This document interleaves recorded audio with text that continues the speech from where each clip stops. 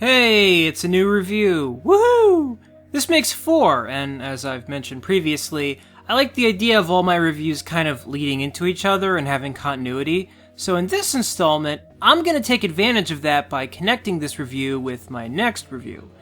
So, in 2016, there were these 2 DC superhero movies that came out that got absolutely shredded by critics. And those movies were Batman vs. Superman and Suicide Squad. 2 movies that, as of this recording, I have not seen yet because I kinda don't want to. I'm pretty confident that they're both really shitty films. But here's the thing.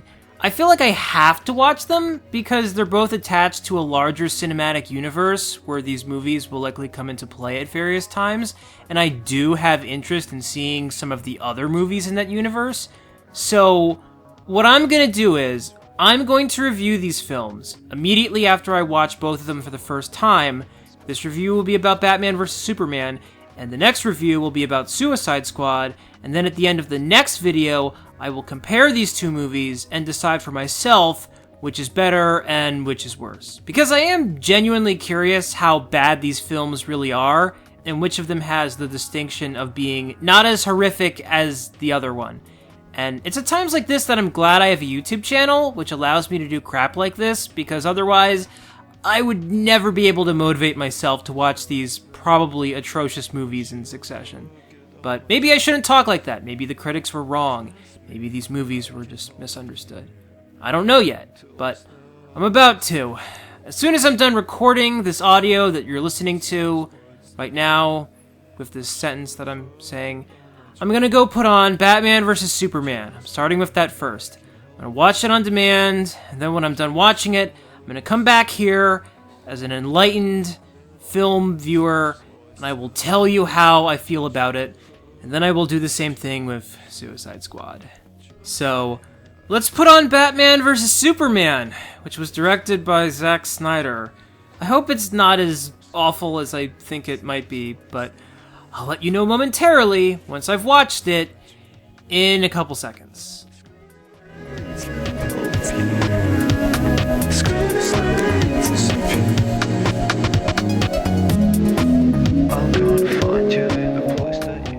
Okay, I just watched Batman vs. Superman, and by the way, I'm not going to show any footage for either of these reviews because I don't feel like tempting the copyright gods for once, so I'm just going to show some screenshots. It was really bad, which wasn't surprising since I really disliked Man of Steel, which this was a sequel to.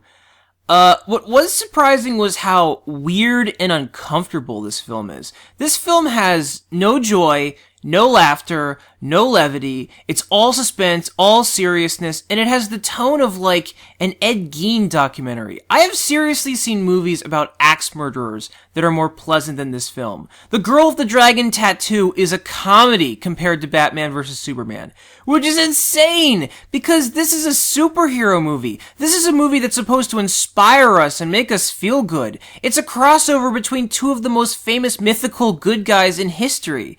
And yet, it is incredibly unpleasant to sit through. For example, within the first 20 minutes, there is a scene in Nairobi where some cartel people are holding Jimmy Olsen and Lois Lane hostage, and one of the bad guys takes out a gun and shoots Jimmy Olsen in the face, blowing his brains out, killing him. And a couple minutes later, Superman arrives at the scene by bursting through the ceiling, even though there's a door right there that he could have used if he wanted to, but no. And when he enters, Lois Lane has this look on her face like, hooray, everything's fine now. And Superman doesn't say anything either. He's just like, yes, everything is good now. As though Jimmy Olsen, Superman's good friend, hadn't just been killed like a second ago, but they never even acknowledge it in the film. Superman and Lois Lane never discuss it or anything. You'd think there'd at least be a funeral shot where they'd be like, I'm gonna miss Jimmy. He's dead and we didn't prevent it, and that sucks. But no! And the scene closes with Superman barreling a guy through a brick wall, causing God knows how much collateral damage. And there are so many scenes like this in Batman vs. Superman, where you stare at the screen and go, did David Lynch sneak in and direct a superhero movie when no one was looking? Like, why is it this heavy? Why does the soundtrack sound like the prelude to a funeral? Why is it that 90% of this film is ponderously dark and depressing and pointless? I mean, in this film, you see shots of floods, and people burning, and people drowning, and people's legs being torn off, and entire cities being decimated, and buildings crumbling, and kids mourning their fallen parents, and kidnapper Polaroids. And at one point, Batman has a dream where he's in the Middle East and he's fighting Superman's flying Nazi Hellgast army, and then he gets tied up by Superman, who sadistically executes some people before he reaches into Batman's chest to rip out his heart, which then causes him to wake up. Like, that's in the movie. There's another scene where Lex Luthor takes the naked corpse of General Zod to Superman's ship, and then he cuts himself and bleeds on top of Zod's dead face, and somehow the ship has the ability to create genetic mutations on the spot, and Lex Luthor knows about this, so the ship reconfigures Zod's cadaver into a pulsing embryo, which eventually births the grotesque monster known as Doomsday. There's so much in this movie that's unsettling and not fun to sit through, and you would think that Batman and Superman's presence would relieve some of that tension, but they don't, because Batman and Superman aren't just unlikable in this movie, they're like fucking serial killers. I'm not even exaggerating. The first time we see Batman in the costume, he rescues some women, but they refuse to run to safety because they're all terrified of him. And sure enough, it turns out that he doesn't merely tie up people anymore, like the old Batman did. He tortures criminals now. He brands them. Meanwhile, every shot of Superman that we see in this film is mildly terrifying. There are all these shots where he's descending from the sky with his cape billowing in the wind, with like this stoic frown on his face, and he doesn't come off as heroic. He comes off as this foreboding monster who might murder everyone in the blink of an eye if you dare to make him unhappy, which of course becomes something of a problem later on in the film when these dudes get in a life or death battle with each other, because it's hard to root for either of them. The design of these two heroes is so warped that neither of them display the tiniest interest in being a superhero for the purpose of helping people and making the world a better place. Instead, they spend the whole movie fighting each other for personal reasons. And even when they do something good, it comes off as an inconvenience to them. Neither of them actually feel that they're making a difference, or that they even should be making a difference. When Superman goes to speak to Ma Kent, she basically says to him, you don't know this world a thing. Who cares? You can let people down. What's the point? Then there's a moment later on in the film when Batman vows to kill Superman, and he says to Alfred, "This might be the only thing I do in my life that matters. Criminals pop up like weeds. All the crime fighting I've done has amounted to nothing." And there's another point where Superman races off to fight Batman, and he comes to terms with having to kill him by saying, "No one stays good in this world."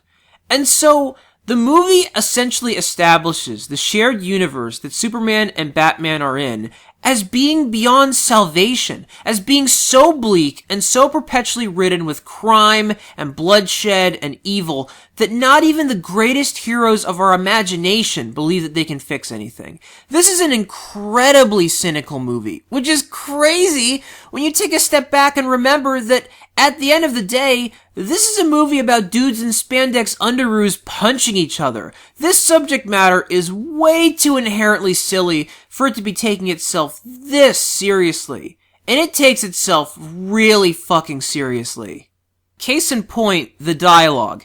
The dialogue is also atrocious. Every other sentence in this film is literally someone comparing Batman or Superman to Jesus. Like, everyone in this film has a monologue that they are ready to unleash at any given moment that sounds something like this. "We live in the world of man, and man is not God, but God resembles man, and God comes from the sky. But how can there be a God when God is like man, and man does not come from the sky? Can one truly be a God if they are a man in man's world? Is man not brave, or do we seek those who come from the sky because man..." And it goes on and on and on like this, and it's not even particularly clear what point the film is trying to make at times, other than that Superman is basically Jesus, or maybe Batman is Jesus, Or maybe they're both Jesus, or maybe neither of them is Jesus, or something. I don't know. It's all over the place with its messaging at times, which is pretty consistent with every other aspect of this film, to be honest. I guess this is the part where I should talk about the plot. The plot of Batman vs. Superman is really dumb and convoluted, as you might have suspected. But don't let how dumb it is distract you from how cowardly it also is. The most amazing thing about Batman vs. Superman, to me, is that it is just self-aware enough that it knows it can't actually defend Superman and many of the things he's done, and so every time there is a situation where Superman is about to be confronted with all the harm he's caused, something immediately pops up that deflects the situation, which saves the movie from having to spin to the audience that Superman isn't a creepy asshole who has the blood of thousands on his hands, because that's what he is. If you took Jacob from Lost and you put him in the Superman outfit, he would basically be exactly like this guy. But back to the plot. The film begins with Batman, aka Bruce Wayne, showing up during the climactic sequence of the previous film, Man of Steel, when Superman was fighting General Zod. And Batman learns that during this fight, many of his employees who were working in Metropolis at the time have been killed for being too close to the battlefield. And when Batman sees all the debris and destruction and loss of life that Superman has wrought on this city, he decides that he needs to kill this guy for the good of mankind. It's a very interesting opening, because one of the biggest criticisms that Man of Steel received, and rightfully so by the way, was that Superman was so reckless and so unconcerned with his surroundings that he himself destroys building after building after building in that fight, and that the collateral damage that ensued from him ostensibly trying to save the world is unconscionable. Metropolis was like a flaming hellscape at the end of Man of Steel, and the villain only came to Earth in the first place because he was chasing after him. And so in Batman vs. Superman, the film toys with the idea of directly addressing Superman's actions in the first movie and forcing him to justify them, which would have been fascinating. It would have been cool for the movie to honestly have a serious discussion about whether or not it's ethical for Superman to be this autonomous, godlike figure in spite of all the harm he's caused. But David S. Goyer, this movie's screenwriter, who also wrote all those Dark Knight movies, shapes the story in such a way that Superman never has to learn a lesson and never has to evolve as a character at all. For example, there is a congressional hearing that is called midway through this film in which some senators decide to ask Superman about his culpability in that Nairobi incident where a bunch of people died, but they don't express much interest in discussing his culpability in the fight from the previous movie, which was like 1,000 times worse, because the film doesn't want to linger on that. So Superman goes to Congress while looking bored and disinterested and unfriendly, and half the people in the room are clearly afraid of him, but whatever. The film acts like it's going to have a conversation about the collateral damage he causes. It's going to broach the topic, except it doesn't, because, I shit you not, seconds after the hearing starts, a bomb goes off in the room from someone who's like 5 feet away from Superman, and everyone in the room who isn't Superman dies, which saves him from having to defend his actions to anyone. And that alone is fucking absurd, but it's worse than that because in the scene, Superman doesn't try to save anyone. He lets people die. Like after the bomb goes off and there are people running and screaming, he doesn't at least escort anyone to safety. He doesn't even try to put the fire out. He just stands there doing nothing with this impassive look on his face, as though he's thinking, well, you win some, you lose some, whatever. Guess I'll go home and see what the Sixers did tonight. And the whole time, when I was watching this, I was yelling at my television, do something! Help people! Save people! Because this is Superman we're talking about. Superman, at least the one from the comics, has super speed. So much so that he can keep up with the Flash in foot races. And he has super breath wind. He has powers that are specifically catered so that he can save lots of people from fiery explosions like this. And yet if you go back and freeze frame the scene, you see that Superman doesn't even flinch when the bomb goes off. He put zero effort into preventing this tragedy. What a hero. Anyway, so Batman has stopped caring about anything other than murdering Superman. That whole moral code that he used to have about not killing people, You can forget about that. That whole thing where he doesn't use guns either, you can forget about that too. And long story short, he gets in a big, stupid fight with Superman, in which he uses kryptonite to neutralize him. And all throughout the battle, he's yelling at Superman. And you would think that he would explain to him why he's trying to kill him and why he thinks he's a threat. You'd think there'd be at least one line of dialogue where he'd reference the little girl who he had to cradle in his arms because Superman's fighting killed her parents, which is, after all, the main reason why Batman supposedly doesn't like him. But again, the film doesn't want to dwell on that, so instead, Batman spends the whole time spouting soliloquies about God and man, like everyone else in this movie. He literally says to him, "You were never a god. You were never even a man." This movie cannot go 5 minutes without someone saying shit like this, even when the characters are hitting each other. So Batman is on the verge of killing Superman with a kryptonite spear when Superman mutters to him, "Save Martha." And Batman has a flashback where he remembers that his mom's name is Martha, and he goes, "Why are you saying this? Why are you saying that? Why are you saying Martha? Why are you saying that?" He just keeps saying that over and over again. And Lois Lane shows up and says to Batman, "Martha's his mom's name. It's the name of his mom." And Batman is like, "Oh my god, his mom, who is completely unrelated to my mom, has the same name. This changes everything." And then he throws the spear, and instantaneously, he and Superman become allies and set out to try to save the world from Lex Luthor. It's one of the stupidest sequences of any film I've ever seen. It's a plot twist that isn't even a plot twist. It's just a coincidence. And beyond that, why does this squash Batman's completely justifiable reasons to dislike Superman? Like, how does them having moms named Martha nullify all the people that died because of Superman's fighting at the beginning of the film? Like that whole scene where Bruce Wayne was comforting that girl? Are we supposed to accept that that doesn't matter anymore because of this random piece of trivia?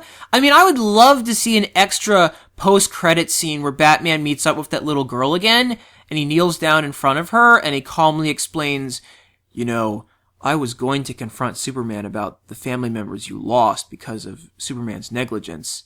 But then I found out that he and I have family members with the same first name, and so I decided to team up with him and not even mention your family, or you, to him, because that's what life is all about, don't you think?" And she would be like, "What the fuck is wrong with you, you psychopath?"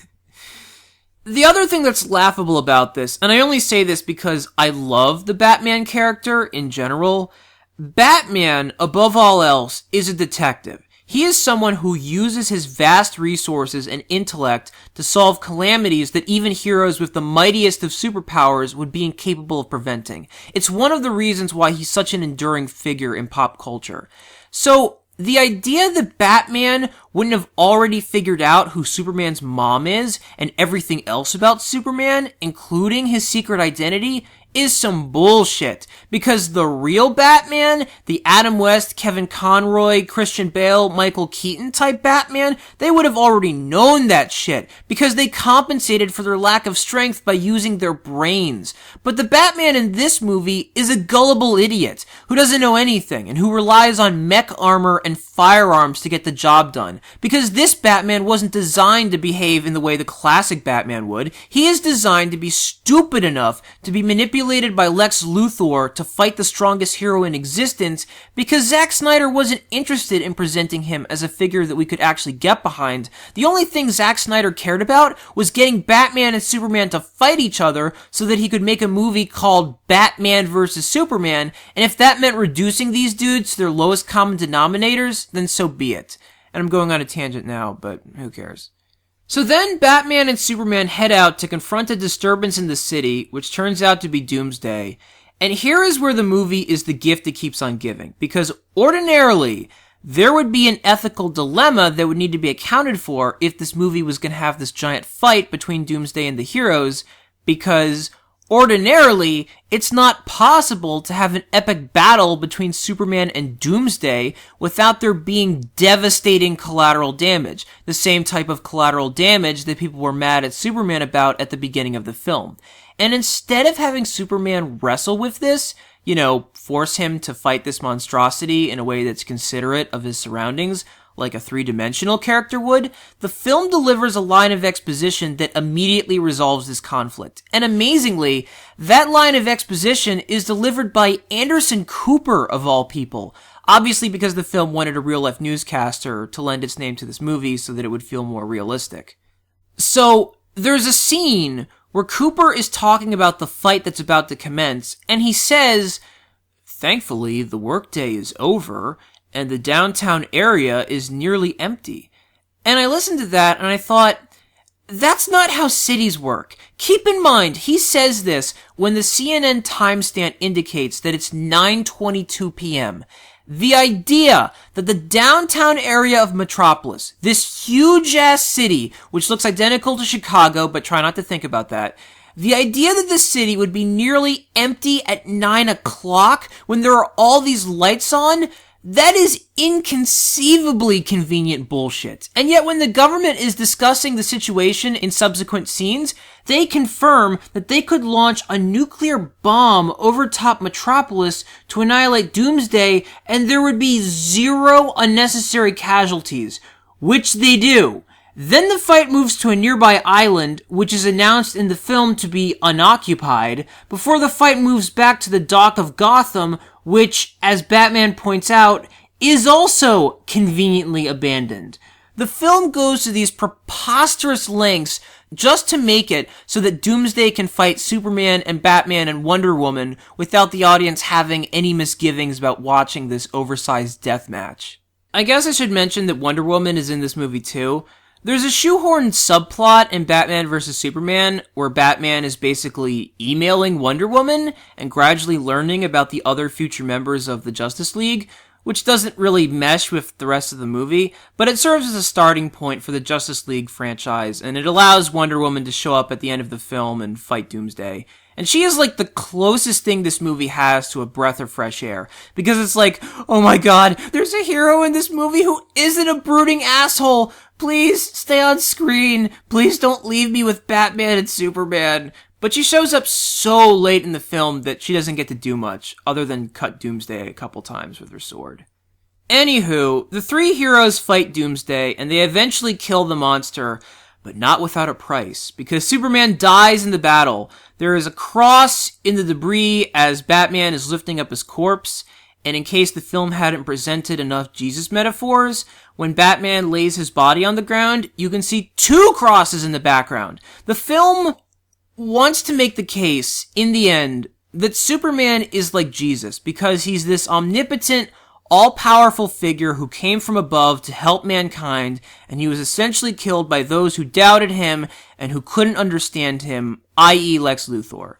But that comparison is nonsense, because Superman doesn't seem to have much affection for anybody outside of Lois Lane. I mean, remember, Jimmy Olsen gets executed in the beginning of the film, and that takes up so little real estate in Superman's head that he's grinning in his very next scene. Nor is he the least bit troubled by all the harm his arrival has caused on Earth, nor by all the harm he's personally caused when he's demolished entire buildings in an attempt to kill the bad guys.